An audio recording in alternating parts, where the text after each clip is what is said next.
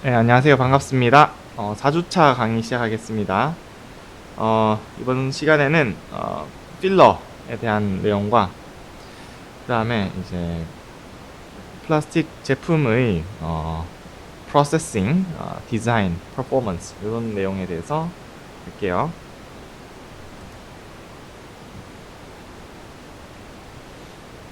먼저 필러에 대한 내용 저번 시간에 이어서 좀 할 건데요.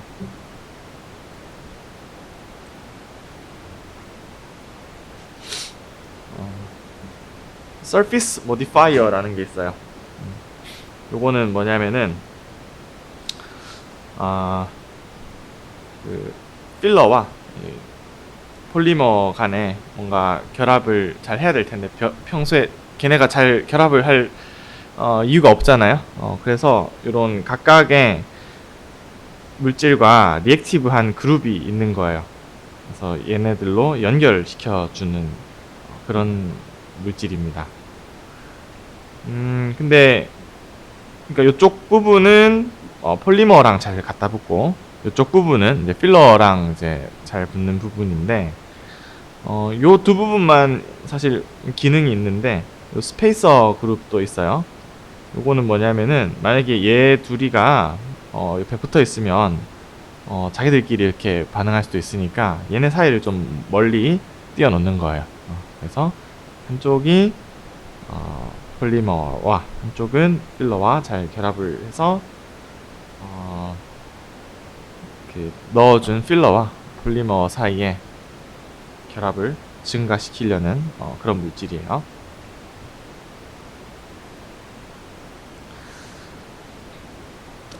그 다음에 이제 프로세싱. 우리가 프로세싱이란 말 쓰잖아요.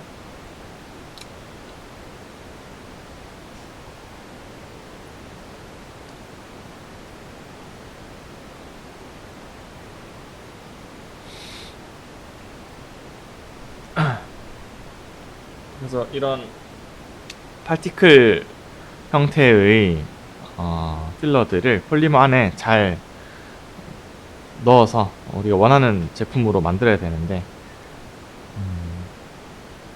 덜모셋과 덜모플라스틱의 프로세싱이 다를 거예요. 덜모셋의 경우에는 주로 꽤 낮은 비스코시티 리퀴드에서 프로세싱이 진행되고 그래서 꽤 쉽죠. 자, 이렇게 좀 낮은 비스코시티니까 넣고 잘 섞어주면 되잖아요. 근데 이제 썰모플라스틱 물질은 이제 멜트로 만들었을 때 이제 하이 비스코시티이기 때문에 뭐 비스코시티 높으니까 좀 잘 프로세싱 하기가 힘들 건데 그래서 이 경우에는 하이 템퍼처 필요하고 그 다음에 잘 섞어줘야 되니까 shear force도 되게 세게 가해줘야 되겠죠. 섞고 나서는 쉐이핑을 해줘야 돼요. 원하는 모양으로 우리가 만들어낼 거니까 그 과정에서도 보온과 시어 포스가 가해져야 되고 이 쉐이핑하는 메서드는 인젝션 몰딩, 익스트루전, 컴프레션 몰딩 뭐 이런 몰딩들 있죠. 익스트루전과 몰딩 방법들이 있어요. 이 프로세싱 하다 보면은 필러가 변형이 될 수도 있고 손상이 될 수도 있어요. 예를 들어서 길쭉한 모양의 필러를 넣어줬는데 이런 shear force를 겪다 보면은 잘릴 거 아니에요, 그쵸? 그래서 이런 에스펙트 레이시오가 떨어질 수도 있고 혹은 에스펙트 레이시오가 늘어날 수도 있어요. 어떻게 된 거냐면은 이렇게 플레이티한 녀석들, 층상 구조로 된 녀석들은 shear force 가해지면 벗겨질 거잖아요, 그쵸? 그러면은 오히려 에스펙트 레이시오가 더 늘어나는 현상이 있을 수 있어요.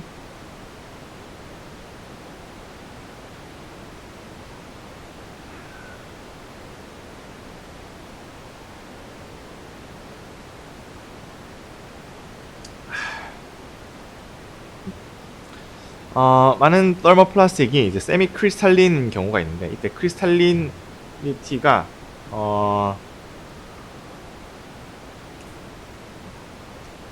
어떻게 되느냐? 필러를 넣어주면은 그러니까 크리스탈이란 거는 그 구성하는 유닛이 그게 계속 반복돼야 크리스탈이 되는 거잖아요. 근데 크리스탈린 폴리머에 크리스탈린 페이즈에 필러가 들어온다. 그러면은 그 필러는 불순물로 작용을 할 거예요. 그럼 그 구역의 크리스탈리니티가 깨지는 거죠. 그래서 필러 파티클이 excluded from the crystallites. 그러면은 크리스탈리니티를 이루는 지역에서는 얘네는 이제 없고, 필러는 그러면은 아몰포스 페이즈에서 발견될 거예요.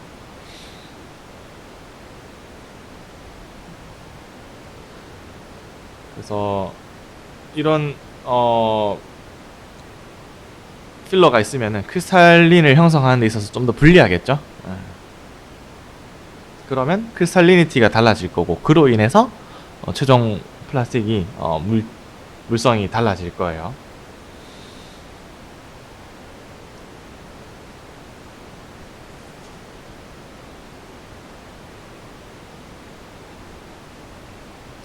요 그래프 보시면은 unfilled PP 필러 안 넣어준 경우에 세로 축은 crystallization onset temperature, 크리스탈리니제이션이 시작되는 온도예요. 요런 여러분들 영어 표현 쓸 때 이런 거 잘 알아놔야 돼요. 이거 이제 그림 그려오라고 시키면은 temperature at which crystallization 뭐 starts 뭐 이렇게 구질구질하게 쓰는데, 이런 거를 onset이란 표현을 써요. 여기에서 필러를 넣었을 때 untreated 있고 surface treated 있는데, 뭐 그냥 넣었을 때 크리스탈리제이션이 더 안 된다 이 말이죠. 더 높은 온도에서 크리스탈리제이션이 일어나는 건데, 서피스 트리트를 좀 해주면 이런 게 좀 완화된다. 그래서 이런 걸 넣었을 때 크리스탈리제이션이 이만큼 안 되는데 서피스 트리트먼트를 해서 좀 뭐 그런 부작용을 좀 막아봤다, 이런 내용입니다.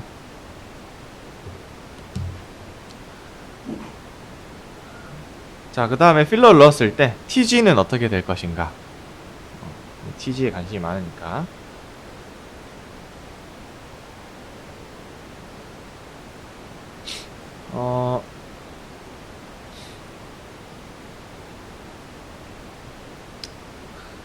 그래서 우리가 일반적으로 TG 위에서는 덕타일하고 TG 아래에 있으면은 브리틀한데,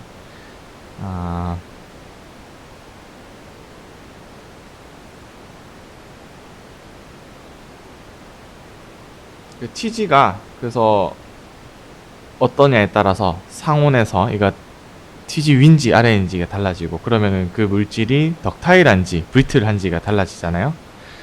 그래서 이게 임팩 레지스턴스에 되게 영향을 많이 줘요. 그래서 브리틀한 경우에는 일롱게이션 빨리 이제 부서져 버리니까 이제 임팩 레지스턴스가 낮죠. 그래서 이 브리틀한 경우에 임팩 레지스턴스가 낮은데, 그래서 TG가 어떠냐에 따라서 그 필러를 넣었을 때 뭐 영향이 달라진다, 이런 말이에요. 되게 짧게 써놨네. 스트렝스는 어떻게 될 것이냐?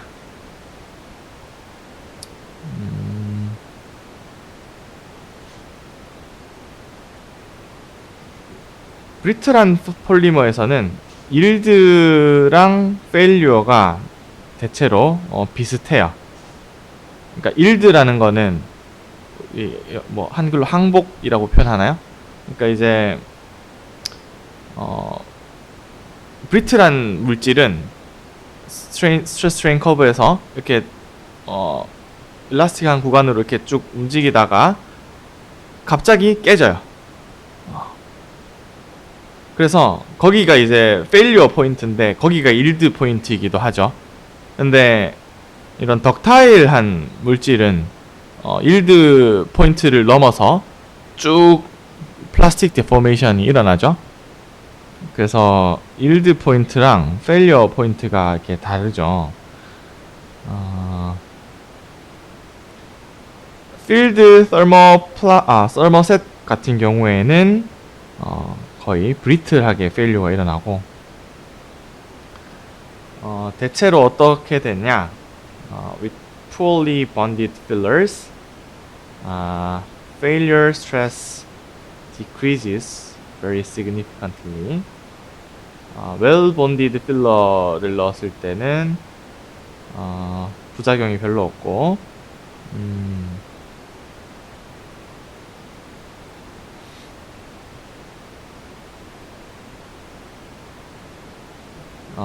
대부분의 경우에는 slight decrease 있다가 나중에 이제 더 많이 넣어주면은 좀 다시 회복되고,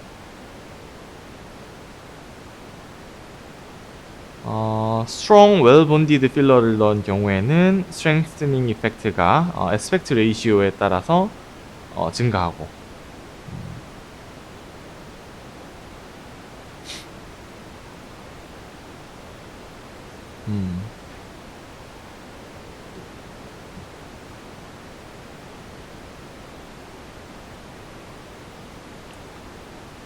그래서 텐사일 페일리어 스트레스가 가로축이 필러 볼륨 프랙션인데, 이렇게 살짝 감소했다가 뭐 올라가는 이런 그래프네요.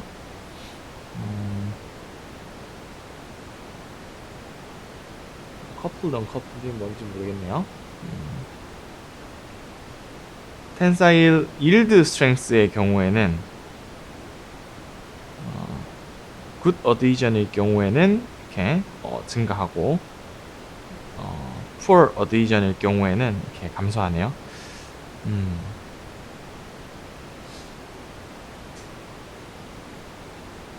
그 다음에 stiffness, 모듈러스의 경우에는, 그래서 대부분의 필러를 넣는 대부분의 이유가 이 stiffness 증가시키기 위해서거든요. 특히나 터모플라스틱 경우에. 그래서 대부분의 우리 넣어주는 필러, 대부분에 쓰는 필러들이 브리틀하단 말이죠. 그래서 그런 걸 넣어주면은 모듈러스가 올라가요. 대부분의 세미 크리스탈린 폴리머는 꽤나 플렉서블하고 스티프닝이 필요해요. 그래서 좀 쭉쭉 늘어나는 그런 거를 막으려고 좀 뻣뻣하게, 좀 더 스티프하게 해주는 역할인데, 아이소트로픽 필러의 경우에는 제일 효과가 없다 이 말이죠. 그래서 동글동글하게 생겼으니까 뭔가 스티프니스가 그렇게 많이 늘어날 것 같진 않은데 조금 늘어날 텐데, 그 다음에 아이소트로픽한 필러를 넣었으니까 이 물질에서 XYZ 방향으로 스티프니스가 증가하는 정도가 다 비슷할 거예요.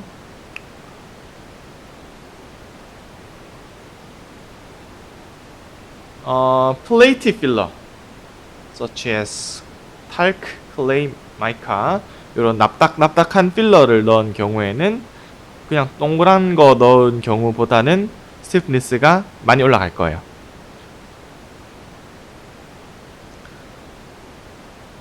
aspect ratio가 더 큰 물질을 섞었을수록 모듈러스가 더 많이 증가할 거예요.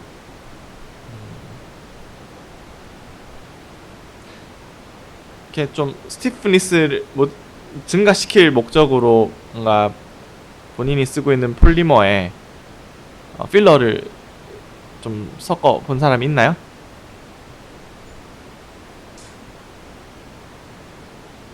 저기 정상희 교수님 실험실에서는 뭐 좀 섞고 이렇게 해요? 성검씨 뭐 폴리머에다가 뭐 좀 섞어보고 하나요? 그 모듈러스 이런 거 측정해 본 적이 있어요? 그러니까 섞기 전에 모듈러스를 측정하고 이렇게 비교를 해보면 기계적으로 어떻게 바뀌었을지 볼 수 있잖아요, 그쵸? 그러면은 픽이 하나 더 그릴 수 있으니까 너무 쓰기 좋죠. 네.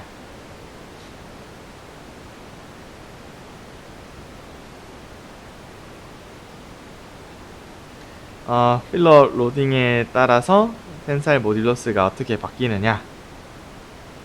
CA, CO3 이런 게 이제 아이소트로픽 할 거고, 탈크인데 미디엄 에스펙트 레이시오, 하이 에스펙트 레이시오.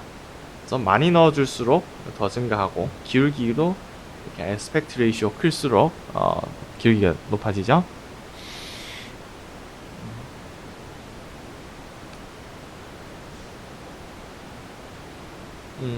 마이카를 폴리에스터에 섞은 경우에도 마이카의 에스펙트 레이시오가 클수록 플렉스 모듈러스 하면 굴곡 모듈러스예요. 그러니까 이제 모듈러스나 스트렝스는 앞에 뭐 방향 이름이 붙거든요. 이게 텐사일 붙었단 말은 축 방향으로 이렇게 방향이에요. 플렉스는 이렇게 물질 이렇게 있으면 이거를 구부러뜨리는 거죠. 이쪽으로 힘을 가할 때 어떻게 되는지 보는 거예요. 그래서 당길 때, 그 다음에 또 컴프레시브도 있어요. 찌그러뜨리면서 찌그러뜨렸을 때 얼마나 힘이 많이 가해져야 되느냐.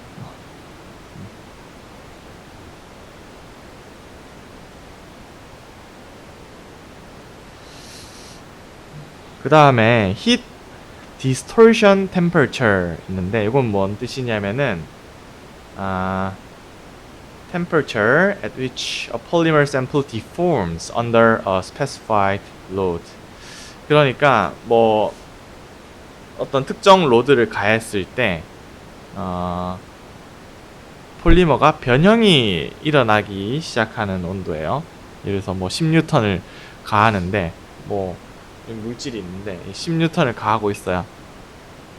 상온에서 안 바뀌어요. 여기서 10뉴턴을 계속 가한 채로 온도를 계속 올려봐요. 40도, 50도, 60도 올려봐요.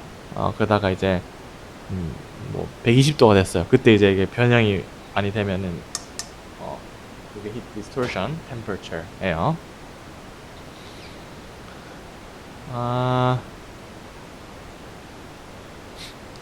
세미 크리스탈린 폴리머에 이런 필러를 넣어서 그 Heat Distortion Temperature를 올리면은 Operating Temperature가 늘어나죠. 그러니까 Heat Distortion Temperature가 뭐 120도였다. 그러면은 그 재료는 120도 아래에서만 사용해야 되잖아요, 그렇죠? 근데 어떤 필러를 추가했더니 그게 한 180도까지 올랐다.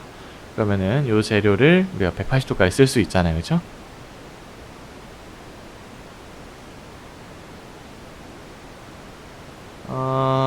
그래서 이 경향성이 모듈러스랑 비슷하다고 하네요. 좀 비슷할 것 같죠? 열에 잘 견딘다는 게 뭔가 좀 더 모듈러스가 높은 물질이 좀 더 열에도 잘 견딜 것 같잖아요. 그래서 경향성이 비슷해요. 그러니까 아이소트로픽 필러 넣었을 때 제일 효과가 약할 것이고, 이런 탈크 뭐 이런 플레이티한 아나이소트로픽한 게 좀 더 효과가 좋을 것이고요.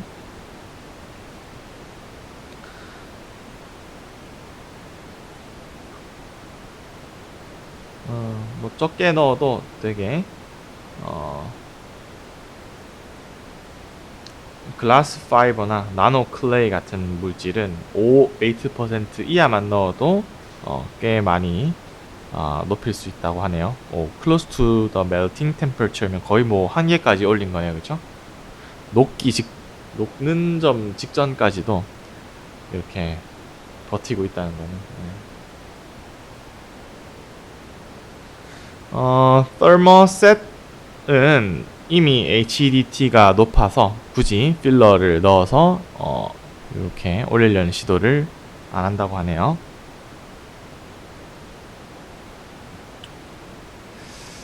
toughness, impact resistance는 이게 경향성이 너무 복잡해서 이해하기가 힘들다고 하네요.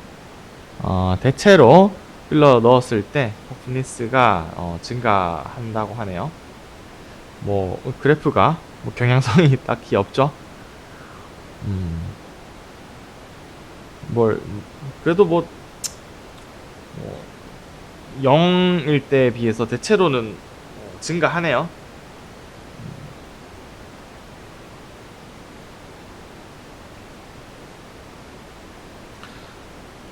그래서 프랙처에는 이제 크랙 이니시에이션 있고 그 크랙 금관계 자라나는 프로파게이션이 있어요. 이 필러를 넣으면은 두 가지 영향을 끼치는데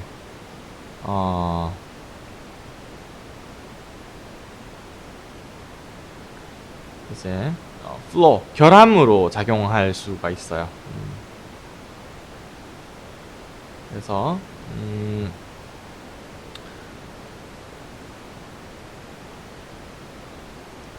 그 처음에 크랙이 이제 생기는 게 어떤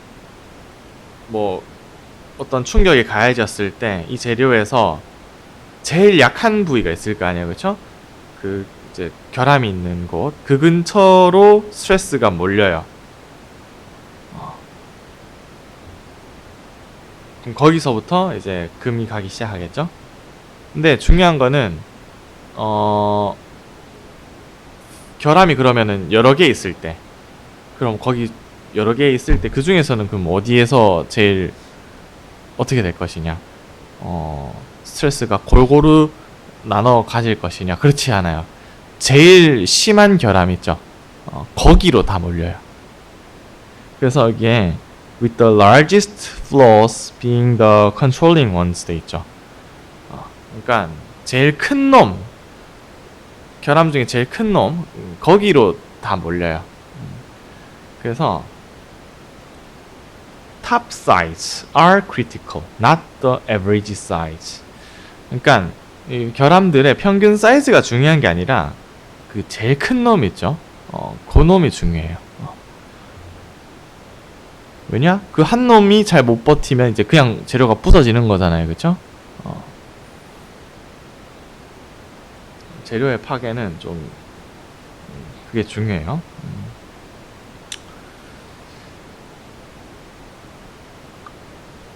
멀티플 보이딩 있는데 counter intuitively 하면 직관적으로인데 카운터죠. 카운터 반대로 직관과는 반대로 good toughening can be obtained in some polymers by the formation of multiple voids during impact. 임팩을 받았을 때 멀티플 보이드, 그러니까 빈 공간을 막 형성해 버리면은 요게 터프니스를 높인다고 하네요. 그러니까 직관이랑 좀 거꾸로죠. 구멍이 생기면은 뭔가 더 약할 것 같은데 터프니스는 올라가요. 이거 어떻게 그럴 수가 있을까요?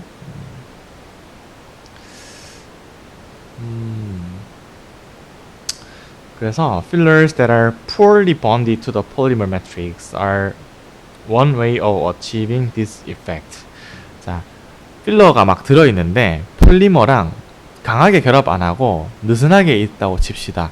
그럴 때 뭔가 강하게 결합돼 있으면 폴리머 매트릭스 움직일 때 같이 움직여서 빈 공간을 안 만들 것 같은데 그냥 느슨하게 결합돼 있을 때 뭔가 충격이 팍 왔을 때 뭔가 툭 떨어지면서 거기 막 순간적으로 빈 공간들이 발생할 수 있어요. 여기가 이제 스트레스 화이트닝이라는 표현을 썼어요. 그러니까 스트레스가 그러니까 고체인 매질을 따라서 이렇게 쭉 진행이 될 텐데 가다가 뭔가 없어. 갑자기 공기예요. 그러면은 가다가 화이트닝 된 거죠. 스트레스 미백 효과.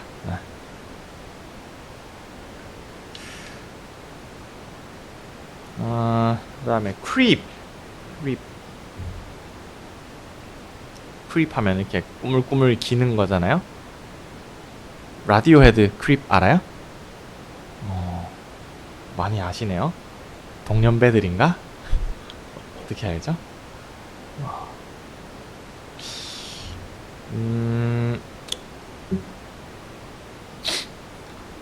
thermoplastics are particularly prone to problem. prone to 하면은 뭐뭐를 당하기 쉽다는 거예요. 이렇게 하기 쉬운 이런 거예요. 이런 문제들에 prone to 하단 말이에요. 노출되기 쉽다는 얘기예요. of creep 문제. 그러니까 thermoplastic은 creep 문제가 있다는 얘기예요. creep 뭐냐? which is the flow of solid polymer over long periods of time. 그러니까 우리가 폴리머가 가만히 있을 것 같지만 이제 타임 스케일을 굉장히 크게 보면은 꾸물꾸물 기어서 살짝씩 흐르는 거예요. 그래서 이런 크립이 있으면은 당연히 안 좋겠죠. 제품을 이렇게 오랫동안 써야 되는데 나중에 꾸물꾸물 기어가서 녹아내리면 안 좋잖아요. 그래서 이런 걸 막기 위해서 필러를 넣어요.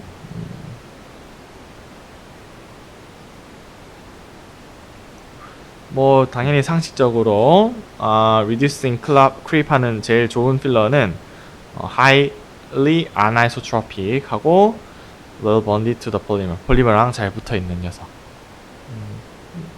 대부분은 이래요. 뭔가 효과가 좋으려면 anisotropic 해야 되고 잘 본딩이 돼 있어야 대부분의 효과를 볼 수 있어요.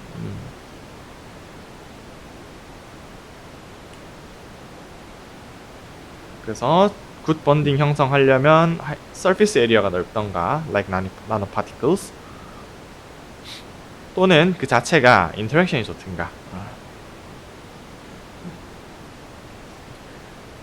아니면은 뭐 아까 말한 그런 surface modifier 같은 걸 써서 잘 결합시켜 주든가.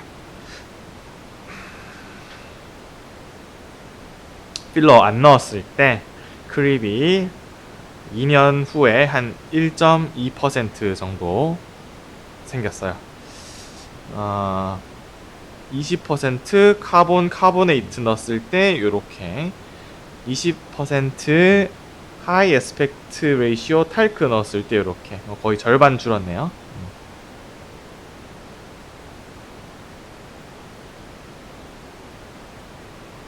그 다음에 electrical conductivity 컨덕티브 필러를 넣어주면 되죠. 카본 블랙, 그래파이트, 카본 나노 튜브, 메탈 이런 거 넣어주면 돼요.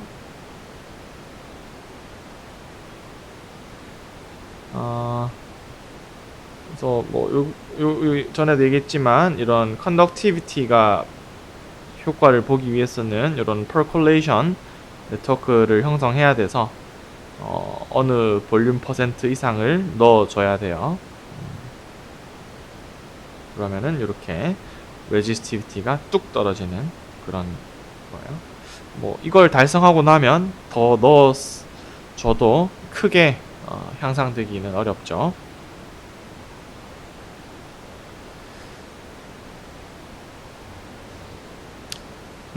그 다음에 이제 sustainability and recycling issue. 과목 이름이 또 친환경 산업과 섬유 기술이니까 또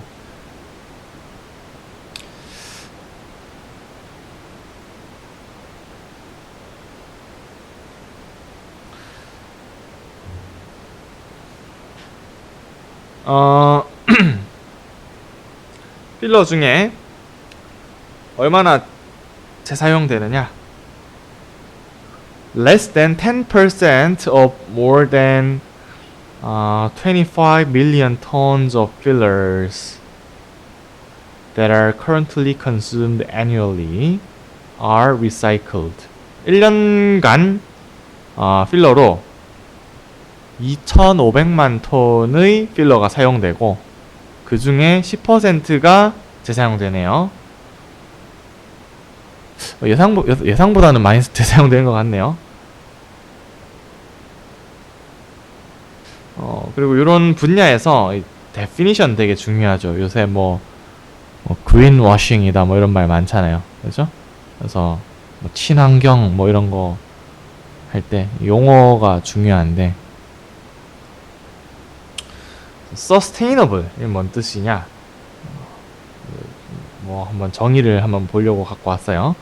sustainable development 지속 가능한 개발이라고 했는데 요거는 UN에서 정의하기로 development which meets the needs of current generations 현 세대의 수요를 만족시키면서 without compromise 하면은 그러니까 타협한다는 거, 그러니까 뭘 희생하고 이런 거예요. 그러니까 이거를 compromise 하지 않고 뭘 compromise 하지 않냐? The ability of future generations to meet their own needs.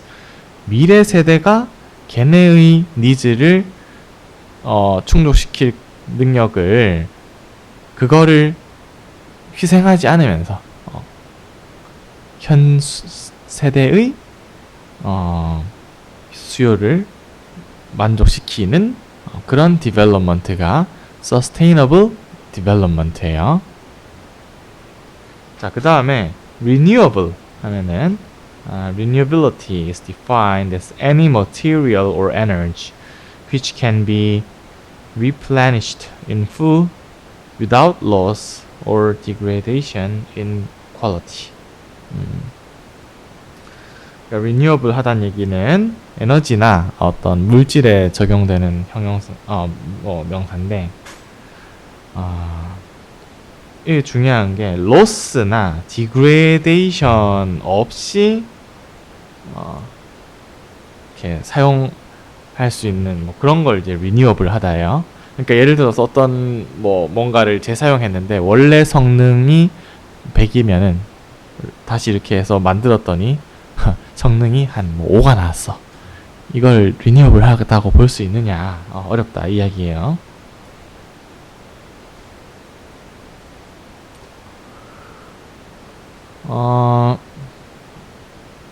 자, 근데 대부분의 우리가 쓰는 필러들은 그 천연의 그 미네랄 소스로부터 왔어요. 그래서 얘네는 리뉴얼을 하다고 보기는 어려워요.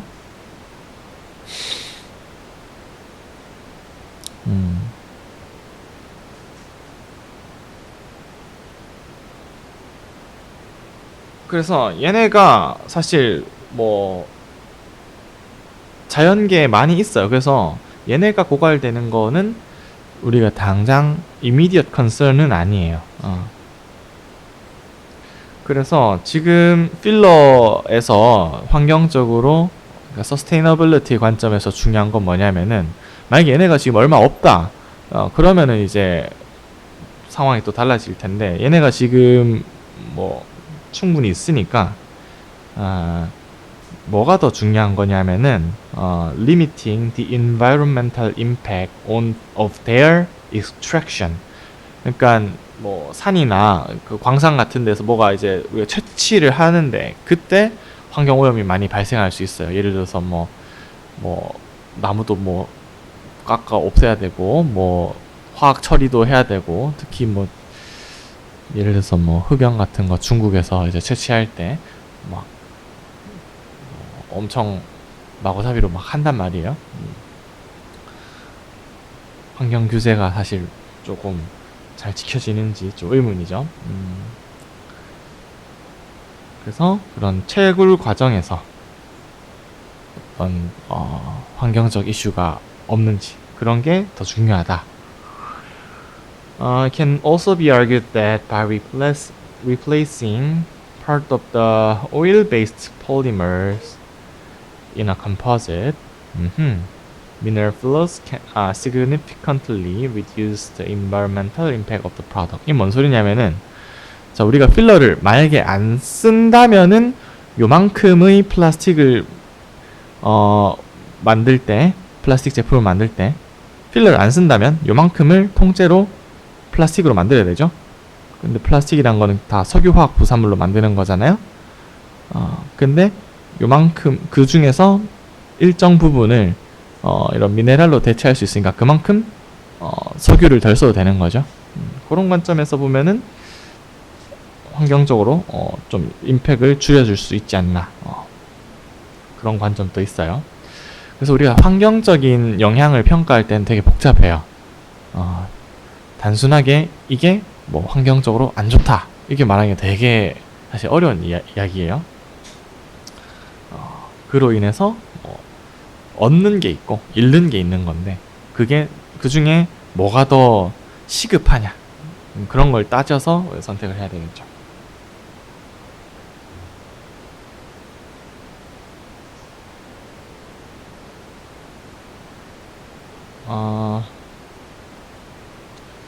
자, 그 다음에 그 renewable source로부터 온 필러들도 있죠.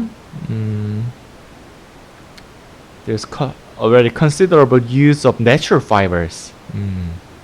wood, cellulose 뭐 이런 거 자연계에서 얻을 수 있는 필러들이 있고 there's virtually no commercial use of natural product derived particulates in plastics. 그러니까 이런 소스들이 있는데 이 톱밥 빼고는 뭔가 실제 플라스틱 제품에서 잘 사용은 안 되고 있다. 그래서 뭐 최근에 연구 많이 되고 있는 게 뭐 rush, hull, ash 뭐 이런 거. rush rice hull, rice hull ash. 그러니까 이게 쌀 아마 겨일 거예요. 찾아보면. 그러니까 이제 농사 짓고 뭔가 껍데기 이거 많이 나오잖아요. 그거를 어떻게 써볼 수 없느냐. 그런 연구가 많이 되고 있더라고요. 그 다음에 재사용. 재사용하라는 압박이 많이 있을 거예요. 그쵸? 그럼에도 허들이 많아요.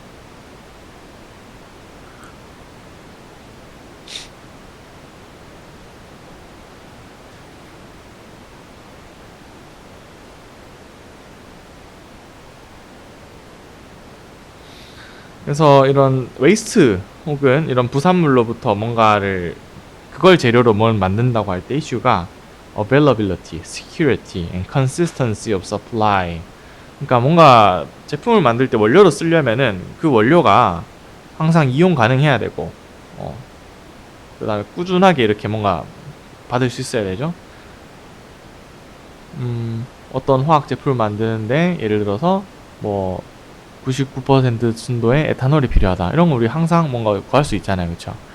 근데 뭔가 그 소스가 웨이스트면 뭐 쓰레기가 안 나오면 갑자기 못 만드냐 뭐 이럴 수도 있고, 그 다음에 쓰레기 뭐 우리 재활용할 때 맨날 이슈가 플라스틱 재활용할 때 설거지 잘 해서 깨끗하게 내야 이게 뭐가 될 텐데 고추장 묻어 있고 뭐 이러면 못 써요 그거.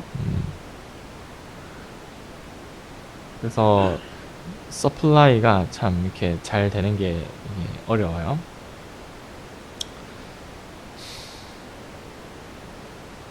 그 다음에 이제 비용 문제인데,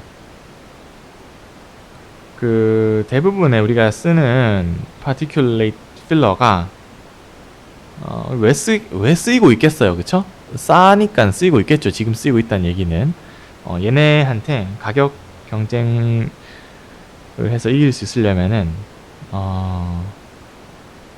좀 문제가 있겠죠.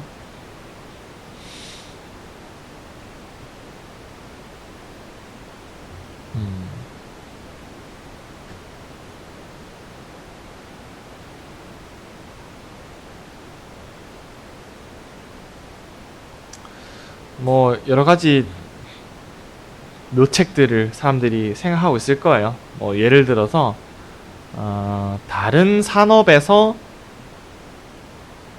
뭔가 나오는 웨이스트를 쓰면 어떨까? 그런 거죠.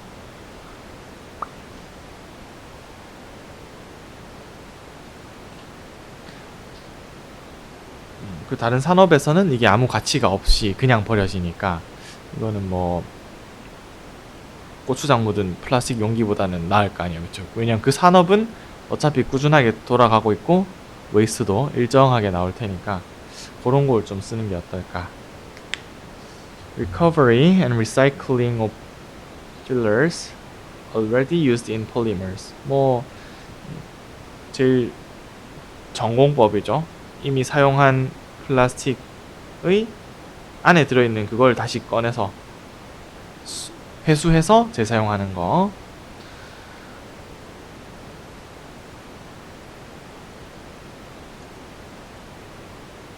그래서 thermoplastic의 경우에는 composite itself is recyclable with the filler still in it. 그러니까 thermoplastic은 안에 필러 든 채로 그냥 그대로 재사용할 수가 있어요. 어차피 필러 넣어야 되니까 여기 녹여도 다시 안에 필러 들어있을 거고 그거 다시 프로세싱 하면 또 만들 수 있을 건데 이제 cross-linked polymer가 좀 문제죠. not so readily reprocessable.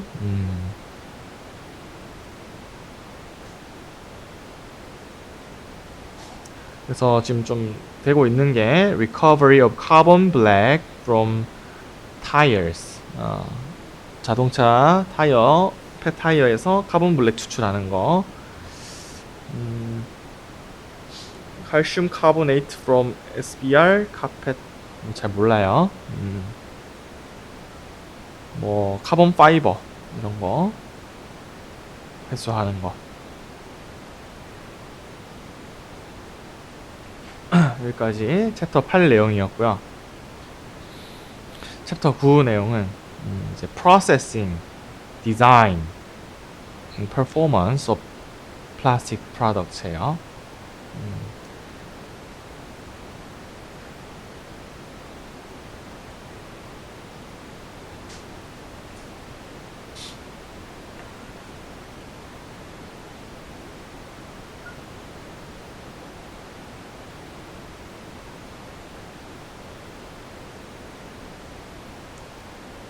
플라스틱 시대 초기에는 thermoset들이 많이 쓰였어요. 근데 이제 그 후에 thermoplastic 많이 쓰고 있는데 플라스틱의 장점이 뭐겠어요? 이게 simplicity of their processing이에요. 약간 뭐 철 같은 거는 뭐 용광로 몇 도예요, 그쵸? 엄청 고온의 뭐 그런 고에너지에 그런 게 필요하고 나무 모양 정해져 있잖아요. 우리 할 수 있는 게 뭐예요? 뭐 깎는 거밖에 더 있어요. 썰고 깎고. 이렇게 뭔가 프로세싱에 용이한 물질, 플라스틱 굉장히 그러니까 이름 자체가 플라스틱이잖아요, 그렇죠?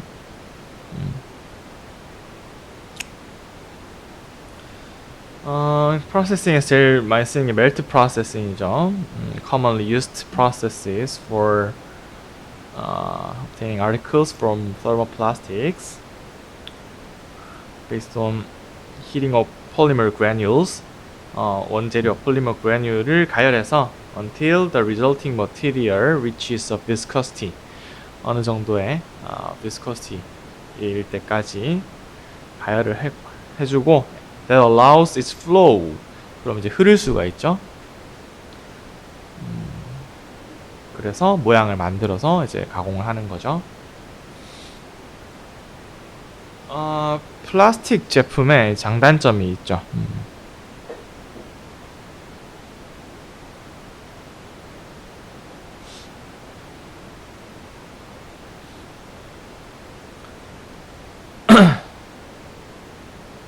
에너지 적게 쓰고 쉽게 프로세스 가능하다. 메탈에 비해서. 그렇죠?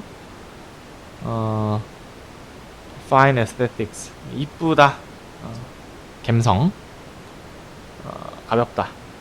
근데 이제 잘못 만들면 뭐 뭔가 스펙에 어긋날 수 있고 뭔가 잘 부서질 수도 있고 예상 못하게 그런 단점들이 있어요.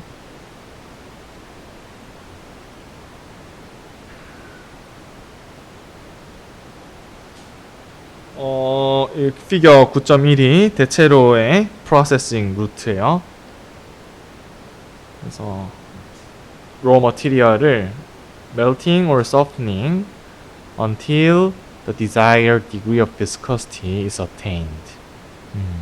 그 다음에 shaping 하죠. involving flow under pressure in a mold or through an extrusion die. die는 죽는 거 아니에요. cooling 이름 왜 die죠? 혹시 알아요? 어원을 알아요? 진형 씨 알아요? 다음 시간까지 알아와 주세요. 안 궁금해요? 왜 하필 die일까? cooling 이제 가열해줘야 되죠. 그다음에 마지막으로 포스트 프로세싱 해서 뭐 피니싱하고 페인팅 뭐 등등 패킹하고 등등. 여기 보면은 프라이머리 리사이클링 있고 세컨더리 리사이클링 있는데 그쵸? 포스트 프로세싱 끝나고 뭐 프라이머리 리사이클링 이건 뭐겠어요? 아니 제품도 안 됐는데 뭘 벌써 리사이클링 할까요? 뭔가 이제 찍어내고 남은 찌꺼기들이 있을 것이고 잘라내거나 아니면 요다 만들었을 때 바로 불량 같은 것들도 있을 것이고 그런 것들 리사이클링 하겠죠.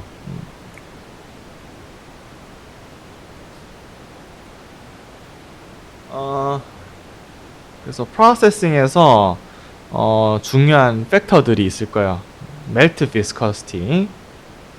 일단 멜트 비스커시티가 온도와 시어 레이트에 영향을 받겠죠. 뭐 보통 다 넌 뉴턴이한 유체니까 그래서 시어 레이트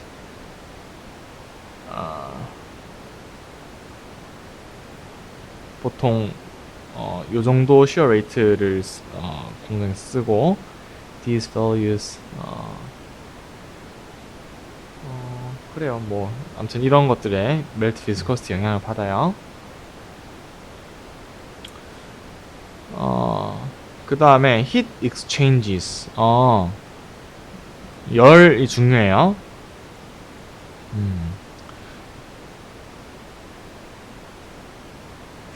그러니까 그냥 raw material이 결국은 우리가 공정을 하기 위한 멜트로 바꾸기 위해선 열을 가해줘야 되잖아요. 그럼 열을 얼마나 가해줘야 되느냐, 그리고 열을 가해줬을 때 그 물질이 얼마나 빨리 가열될 수 있느냐, 혹은 쿨링은 나중에 얼마나 해야 되고 쿨링이 얼마나 빨리 될 수 있느냐, 이런 게 그 고분자의 그 스트럭처에 영향을 주죠. 크리스탈리제이션에도 영향을 줄 거고, 그래서 구조가 바뀔 거고, 그런 물성도 바뀌겠죠.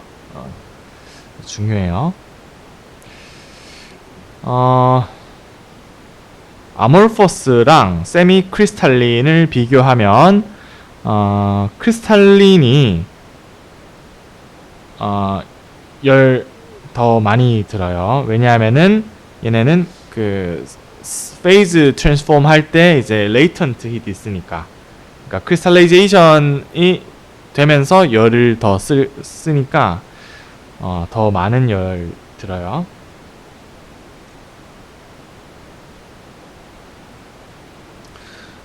폴리머는 thermal conductivity는 낮죠.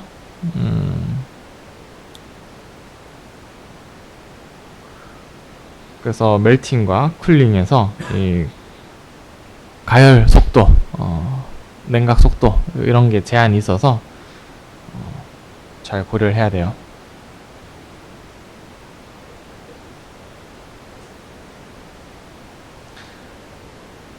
그 다음에 디멘션 하면 여기서는 이제 크기 말하는 건데,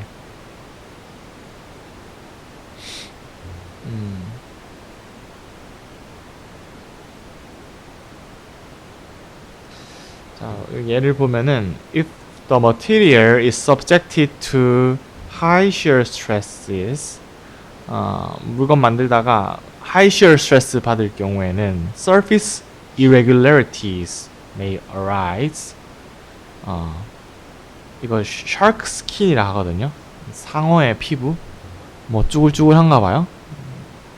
상어의 피부 잘 본 적이 없어서 잘 모르겠네요. 검색 한번 해보세요.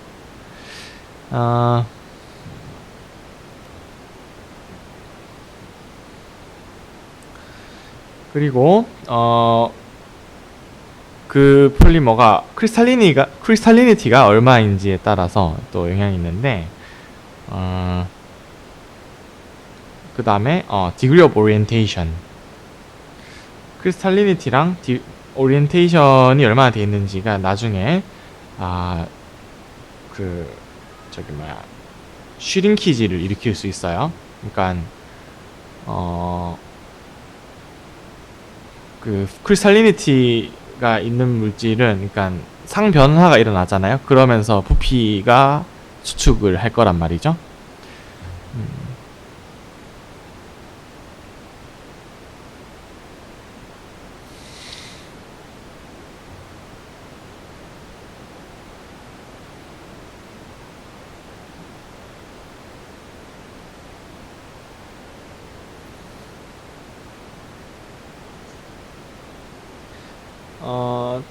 이런 플라스틱을 대량 생산하던 초창기에 좀 문제점이 있었는데, 이때 주로 문제점이 뭐냐면은 incorrect extrapolation of rules valid for metals to plastics. 그러니까 여태까지는 재료 가공해보던 경험이 메탈이잖아요, 그렇죠? 메탈에서 쓰던 경험을 외삽해가지고 그대로 플라스틱에 적용을 한 거죠. 그러니까 잘 안 맞는 거예요. 그러니까 뭔 소리냐면은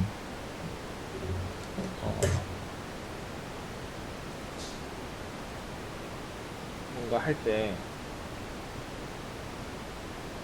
경향성을 이제 예측하는 거예요. 메탈에서는 뭐 어떨 때는 요랬다, 어떨 때는 요랬다, 어떨 때는 요랬다, 이 규칙을 알고 있는 거예요, 그렇죠? 요런 메탈들은 이렇게 해주고 이렇게 딱 규칙이 있는데, 플라스틱은 예를 들어서 요쯤이다 그러면은 아마 이 경험상 요런 플라스틱은 요렇게 해주는 게 맞지 않을까. 이게 이제 extrapolation이에요. 안 맞는 거죠. 옛날엔 잘 몰랐으니까.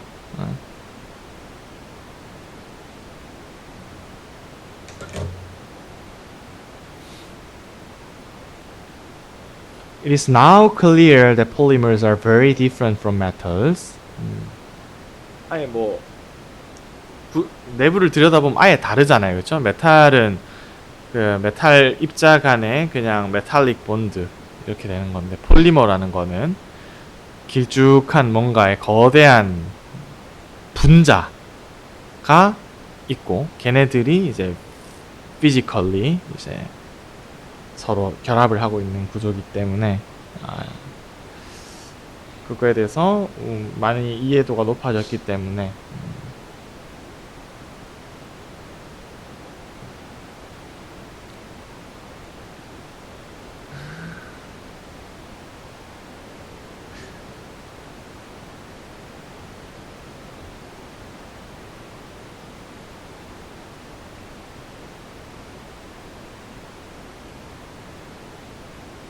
그래서 폴리머 프로세싱에서 뭐 이런 말이 있대요.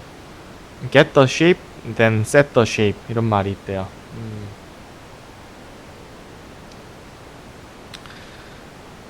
그래서 중요한 것은 processing behavior랑 그 폴리머의 물성을 잘 연결해서 이해를 하는 게 필요하다, 이런 말이고,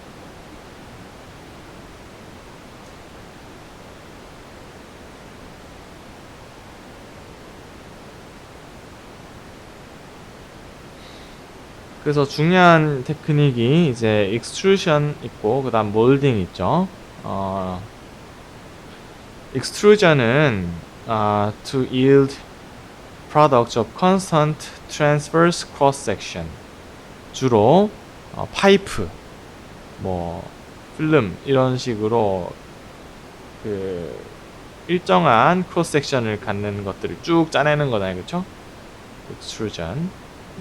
molding, 이건 to obtain individualized products, generally with a three-dimensional shape that can be quite complex. 그러니까 뭔가 파이프 같은 거 길게 그냥 계속 뽑아내는 거다, 그렇죠?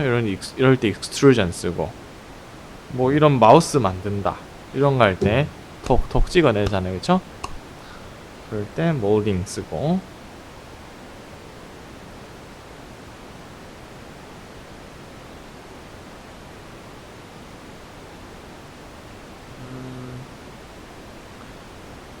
뭐 요렇게 생겼대요. 요 넣어주고 플라스티사이즈 해주고 쉐이핑, 쿨링 뭐 이렇게 해주나봐요.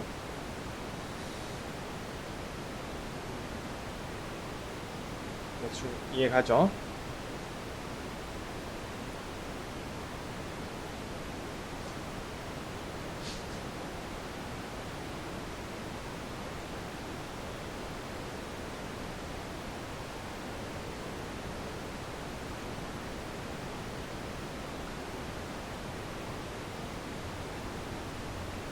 그래서 중요한 팩터들이 여기 있네요.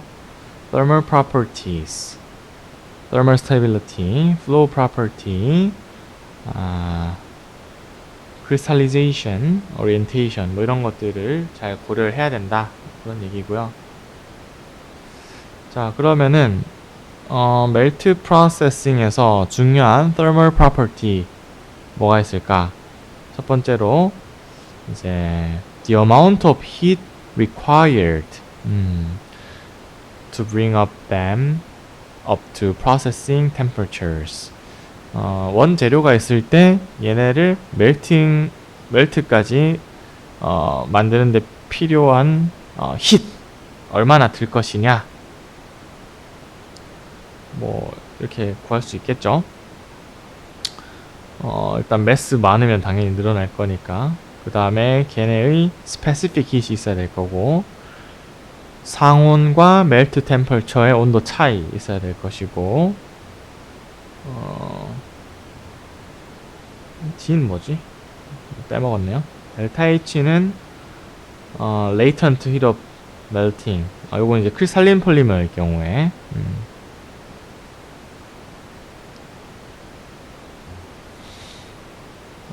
그래서 다양한 폴리머가 있고, 한번 데이터가 쭉 있네요. 그래서 뭐 좀 검색하면 다 나올 테니까 어떤 폴리머, 멜트 템퍼처 뭐 이런 거 나올 거고, 스페시픽 hit도 나오고, 그러면은 요게 이제 필요한 데이터들이죠. heat required to melt. 뭐 예를 들어서 뭐 HDP다. 요거는 멜트 만들려면 1 세제곱미터당 843 메가줄 필요합니다. 이렇게 알 수 있죠.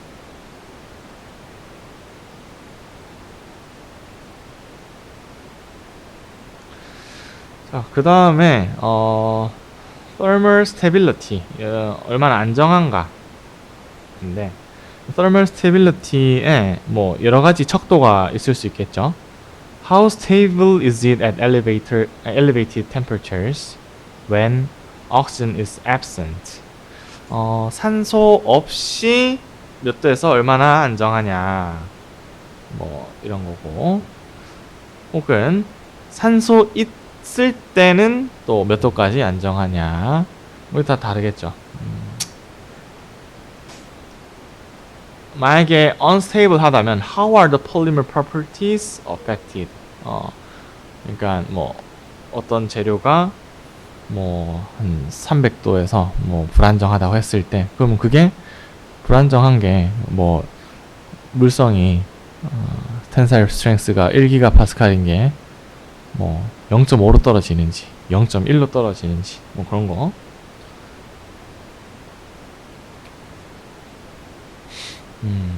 그리고 어떤 degradation products가 나오느냐.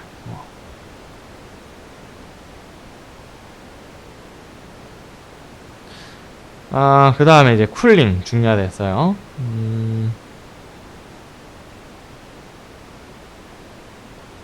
그래서 쿨링이 두 가지 이유로 중요한데,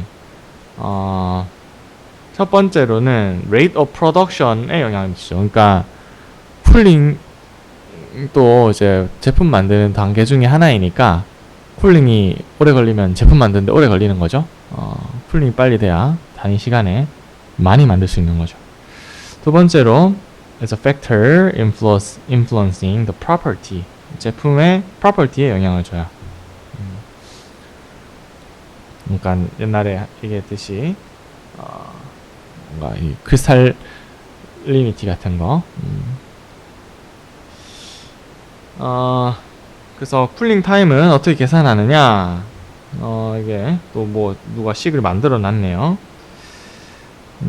몰드에서 몰딩 할 때 몰딩하고 나서 쿨링에 걸리는 시간 이렇게 계산했네요. S, the maximum part thickness.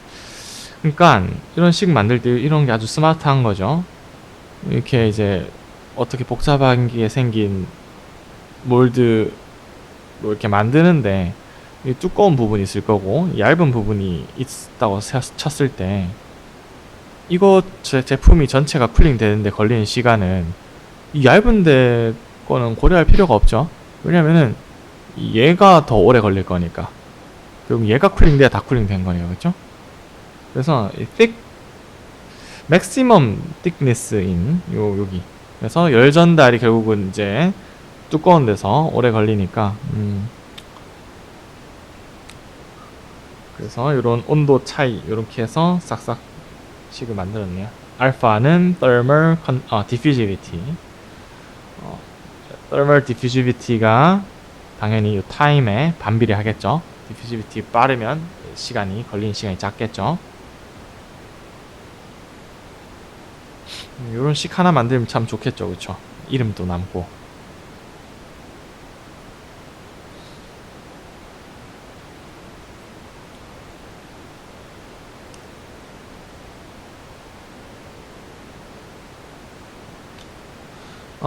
쿨링 레이트가 프로덕트 프로퍼티에 어떻게 영향을 주는지를 볼게요.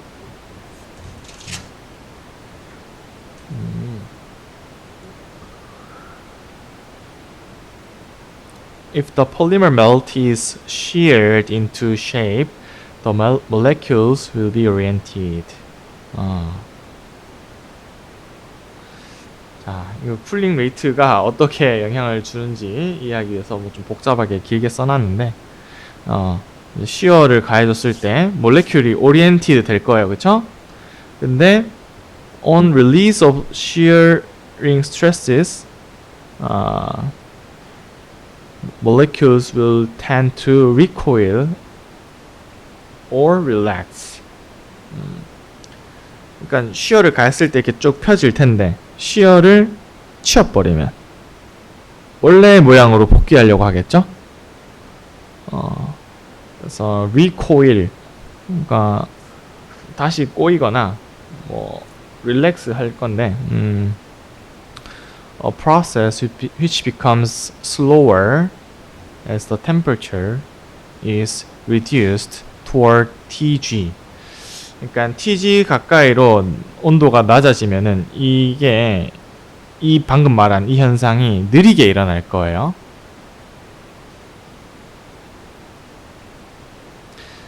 자, 그래서 if the mass solidifies before relaxation is complete, frozen in orientation will occur. 표현이 참 재밌죠. 그러니까 얼라인 됐다가 굳으면서 이게 원래대로 돌아와야 되는데 쿨링이 빨리 돼버리면은 딱 얼어버리는 거죠.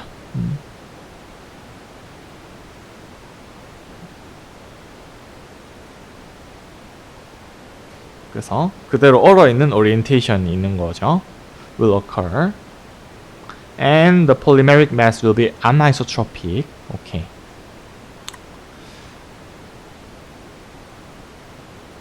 가끔은 such built-in orientation is deliberately introduced. 요걸 일부러 노리고 frozen in orientation을 집어넣는 경우도 있을 거예요. Such as with filaments, fibers, 뭐 이런 거. But often the condition is undesirable. 이런 노리고 한 경우 말고는 이런 게 없을수록 좋겠죠.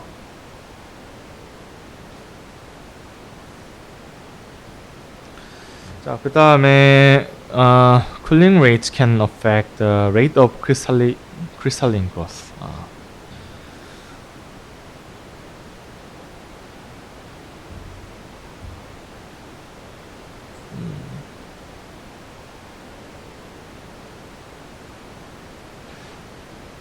그래서 센터랑 서피스 쪽을 비교를 하면은 서피스가 이제 빨리 식을 거니까 거기랑 안쪽이랑 크리스탈리니티가 다를 거예요.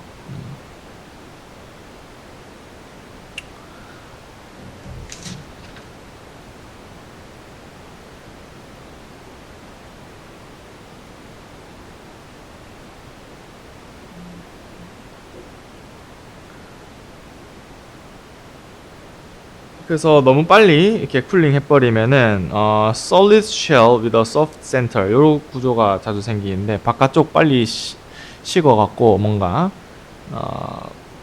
solid shell 돼버리고 on further cooling the polymer tends to either shrink away from the center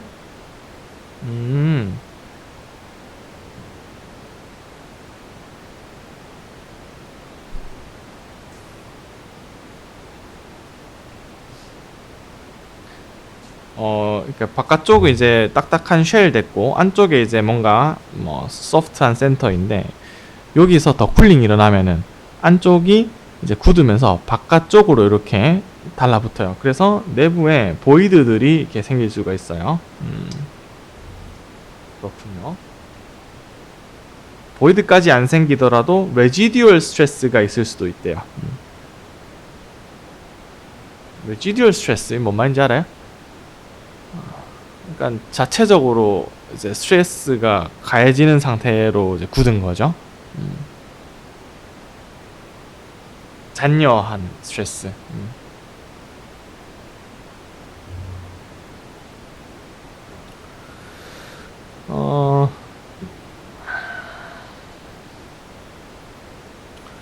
flow property 볼게요.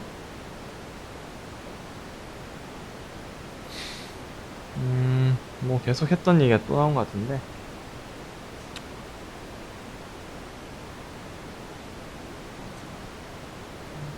뭐 다 아는 얘기일 것 같고 shear stress는 요 면적분에 받는 힘, 요 shear force죠.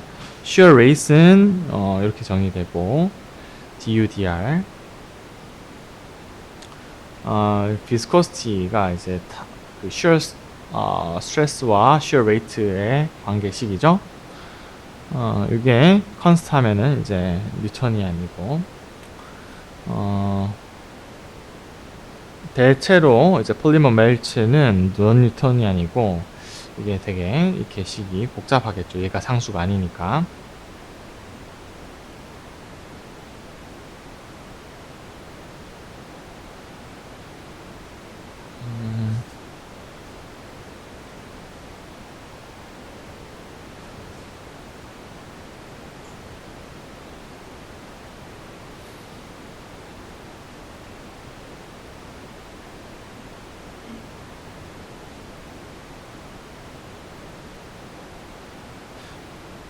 글씨가 많으니까 힘들죠.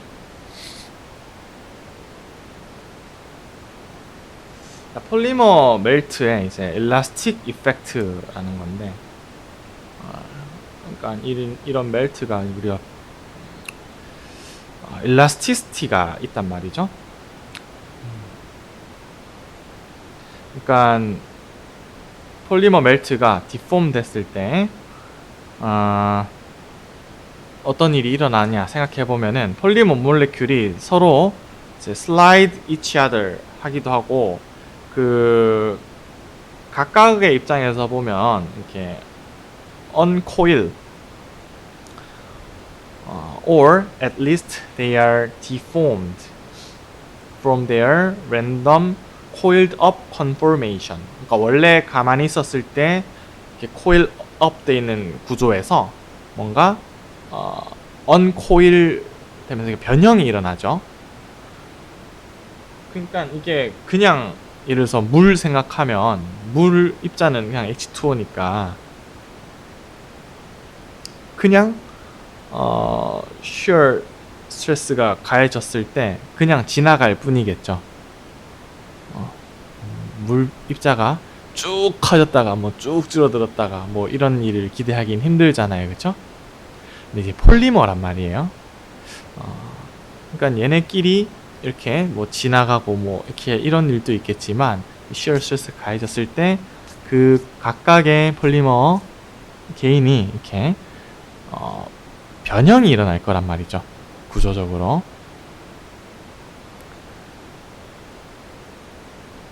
On release of deforming stresses, 그런 deforming stress를 없애주면은 these molecules tend to revert to 원래의 형태로 복구하려는 게 있어요. 그러니까 이제 물 같은 경우에는 뭔가 shear를 가했다가 그 shear를 없애주면 뭐 그뿐인데, 이런 폴리머의 경우에는 뭔가 지나감으로써 뭔가 오케이 지나간 건 지나간 거죠. 근데 뭔가 디폼이 일어났단 말이에요. 디폼이 일어났는데 그 디폼된 게 이 shear force를 치워줬을 때 원래의 형태로 뭔가 복구하려는 경향이 있을 거예요.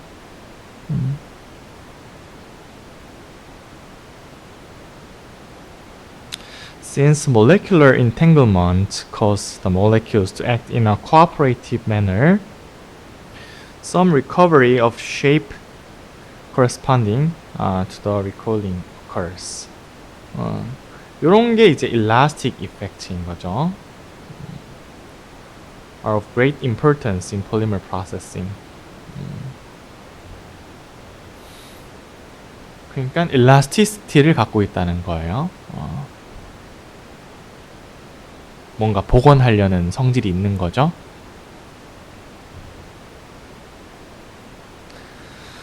뭐 이런 데서 중요하대요. They are dominant in determining dyes well. 어쩌고 저쩌고 써 있어요.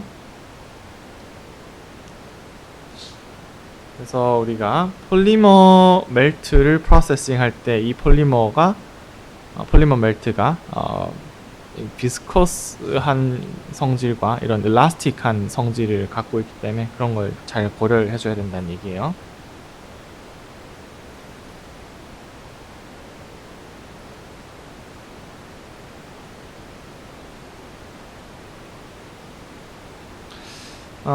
토탈 디포메이션을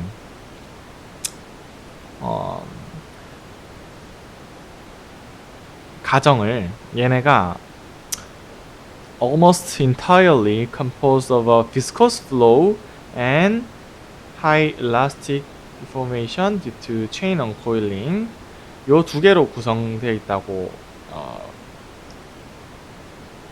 볼 수 있어요.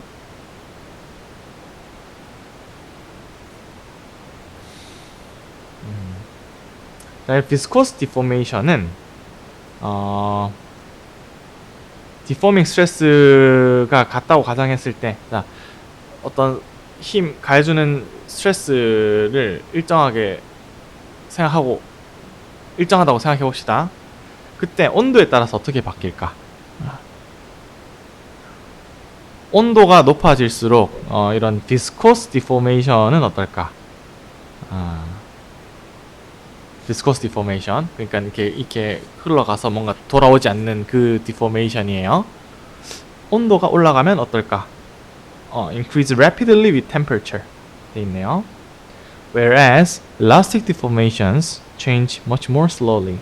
그러니까 온도가 올라갔을 때 viscous deformation이 일어나는 게 훨씬 많이 증가해요.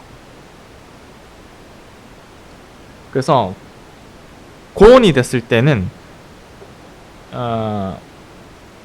이 viscous deformation이 더 도미넌트하다. 뭐 상식이랑 비슷하죠. 뭔가 잘 안 흐르는 뭔가 꾸덕한 게 있을 때 온도를 가해주면 뭔가 슥슥 흘러갈 것 같죠? 지, 음, 우리가 양자역학을 하는 게 아니니까 대체로 직관에 의존해서 이해할 수 있어요. 그래서 그 다음에 만약에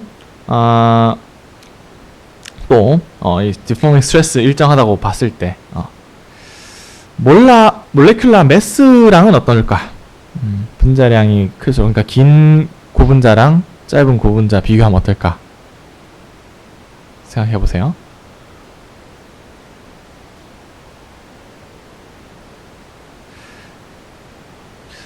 Increasing molecular mass by increasing viscosity reduces the rate of viscous deformation and increases the proportion of deformation due to chain uncoiling. 뭔가 이번에는 그 elastic deformation의 포션이 더 커지겠죠. Hence, with high molar mass materials, elastic effects tend to be more important than with low molecular mass materials due to chain entanglement. 그러니까 이런 high elastic deformation due to chain uncoiling 이런 게 일어나려면은 이런 거는 몰레큘라 매스가 큰 거 긴 녀석들이 더 뭐 꼬이고 말고 할 게 많을 거 아니에요, 그쵸? 그래서 하이 몰레큘라 매스에서 요게 더 도미넌트하다 그런 얘기고. 이런 걸 생각해 보면 다이스웰은 어떨까? 다이스웰 뭔지 알아요? 그러니까 다이 통과하면서 이렇게 살짝 스웰링 되잖아요, 그쵸?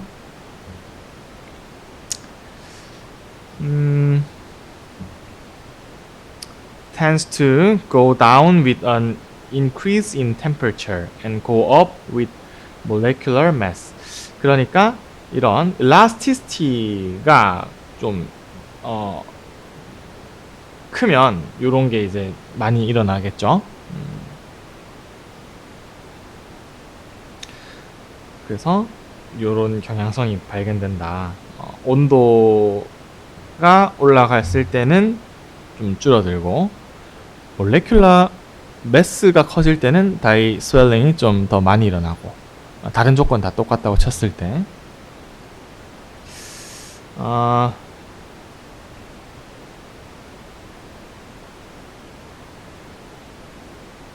as shear rates increased, polymer uncoiling is increased and die swell increases. 그러니까 좁은 곳을 통과하는 동안 더 이제 많이 uncoiling 됐을 거니까 그걸 통과하고 나서 원래 회복하려는 정도가 더 심할 거죠. 그러니까 die swell, shear rate가 커지면 die swell 또한 이제 커지는 경향성이 있어요.